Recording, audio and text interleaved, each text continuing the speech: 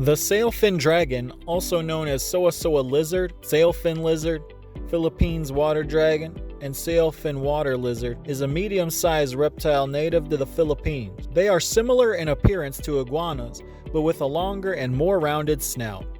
There are 3 distinct subspecies. They are H. postulatus, native to Philippines, H. wabiri, found in Indonesia, and H. amboinensis, islands of New Guinea.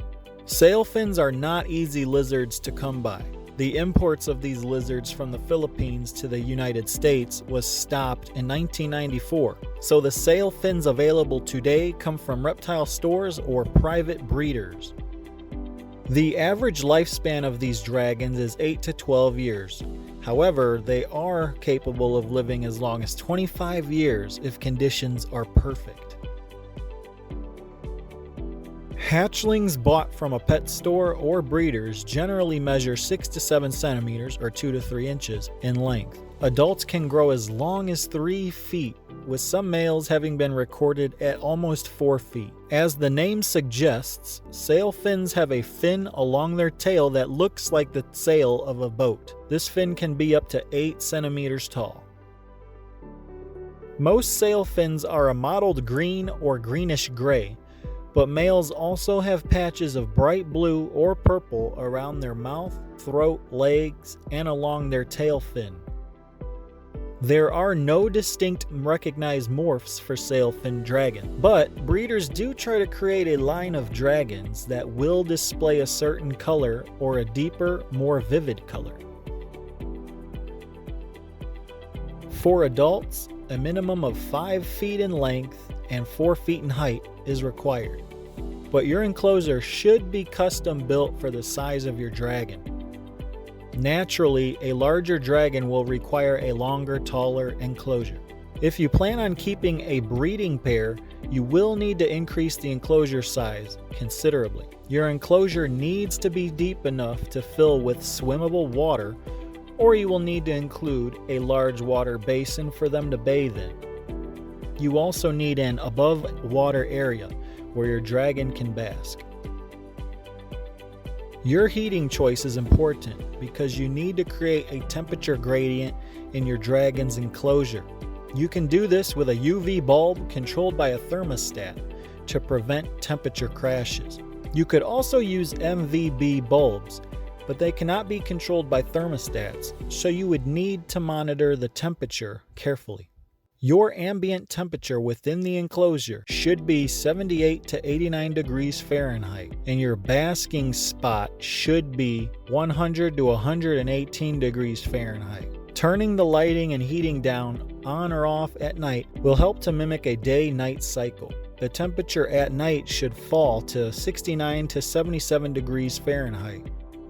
Sailfins require a humidity of around 80%. This is vital for healthy shedding and hydration. You can boost the humidity of the enclosure by daily misting with a spray bottle, or by hooking up a mister/fog machine if you have the budget. To maintain the humidity of the enclosure, you should use a substrate that retains moisture. Good options are cypress mulch mixed with moss or a soil, sand, and moss mix. Putting a sheet of pond liner below the substrate will help to prevent the enclosure material from rotting due to the high humidity. The branches should not be narrower than the width of the dragon's body. Set them diagonally and horizontally throughout the enclosure to create several connected perching areas. You can also include vines or plants to add shaded areas or hiding spots, and to create a barrier against the glass, which will help prevent injury from the lizard bumping into the enclosure walls.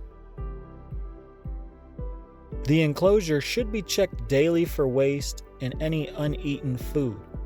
Sheds should also be removed and drinking water changed daily. To prevent bacteria or mold growth due to the high humidity, you may want to add additional ventilation.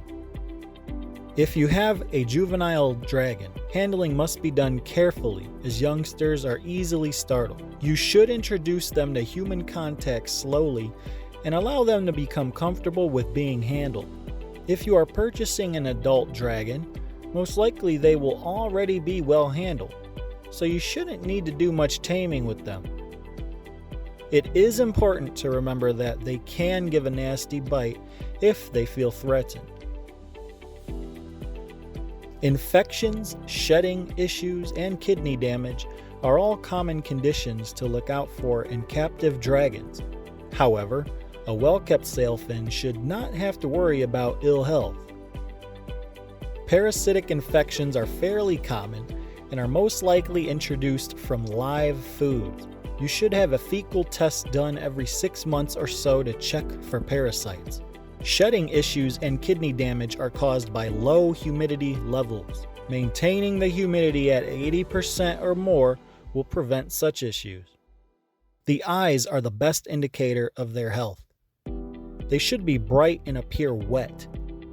Healthy dragons will also be eager feeders and look to spend a good amount of time in the water.